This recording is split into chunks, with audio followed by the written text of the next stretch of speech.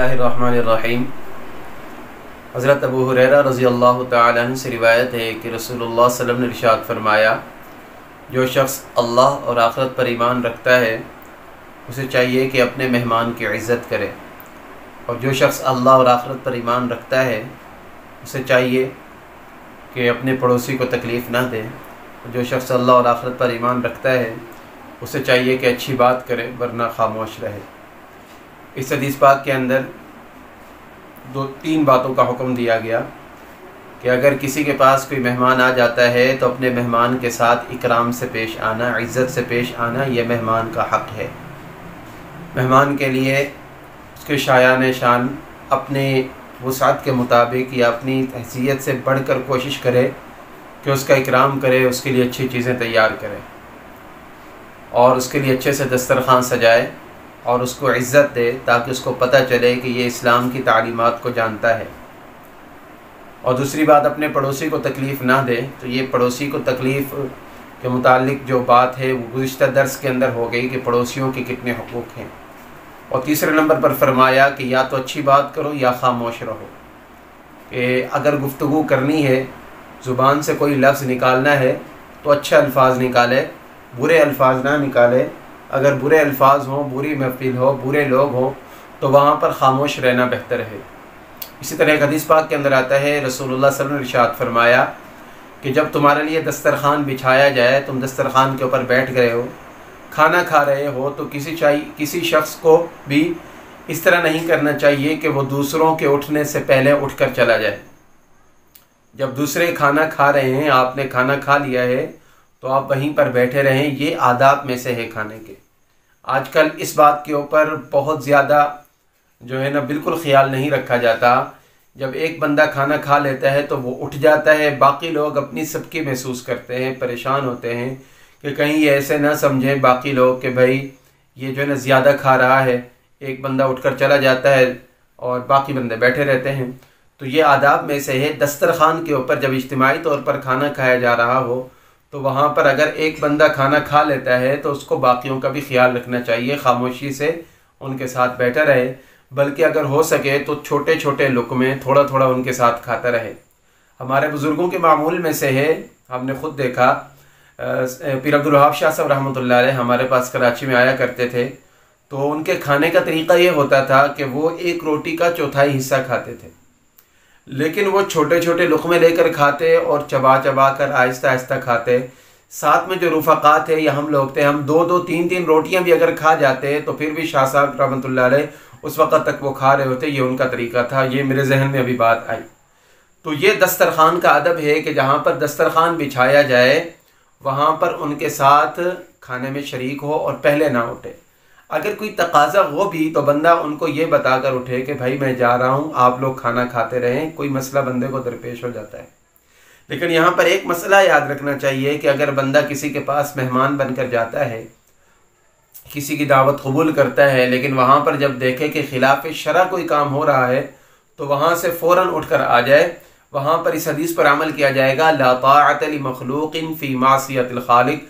अल्लाह तबारक व तआला की नाफरमानी के अंदर मखलूक की बात को नहीं माना जाएगा, मखलूक की इताअत नहीं की जाएगी। ये तो हो गया मेहमान का हक़ कि मेहमान को अच्छा खाना खिलाए। हाँ, एक हदीस पाक के अंदर आते हुज़ूर अलैहिस्सलाम ने फरमाया कि ये मेहमान का हक़ है कि मेज़बान उसको दरवाज़े तक छोड़ कर आए। यह सुन्नत भी हम में से तकरीबन ख़त्म होती जा रही है।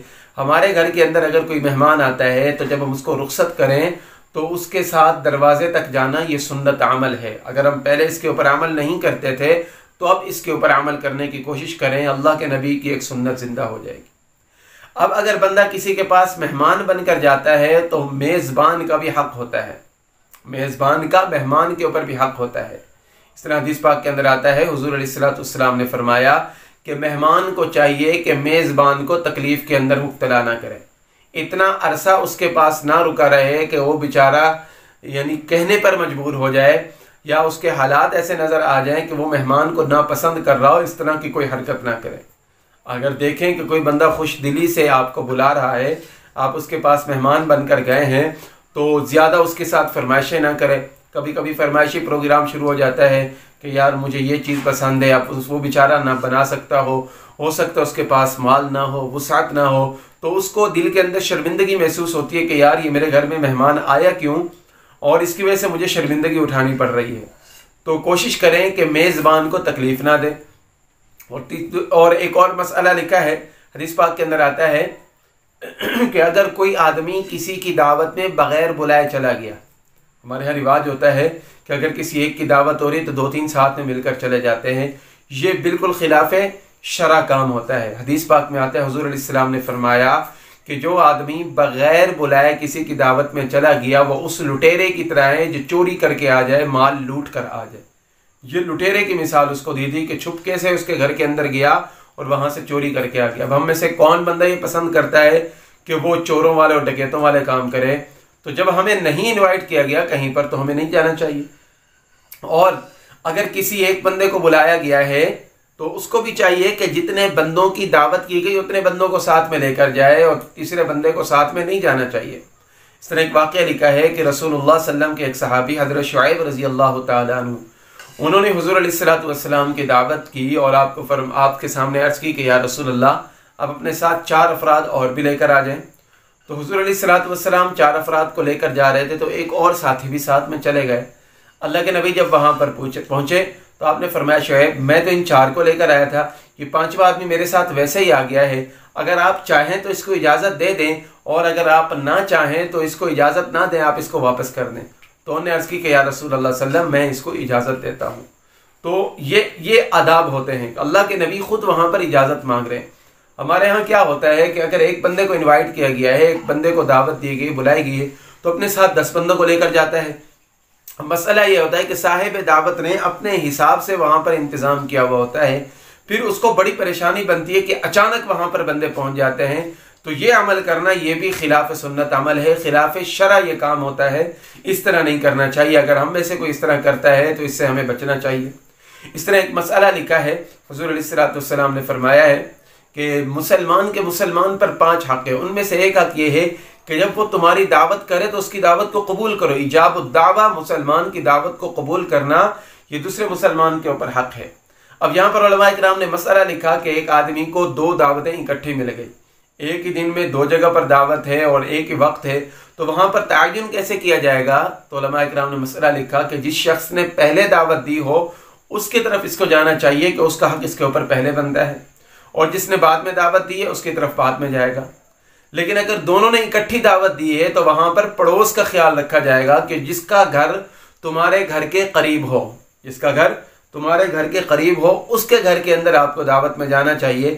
کہیں ایسا نہ ہو کہ آپ دوسری کی طرف دعوت میں شریک ہونے جا رہے ہیں اور اس کی دعوت چل رہی ہے، وہ صاحب دعوت اس کو تکلیف نہ ہو کہ یار میں نے اس کو بلایا میری طرف نہیں آیا اور دوسری طرف چلا گیا۔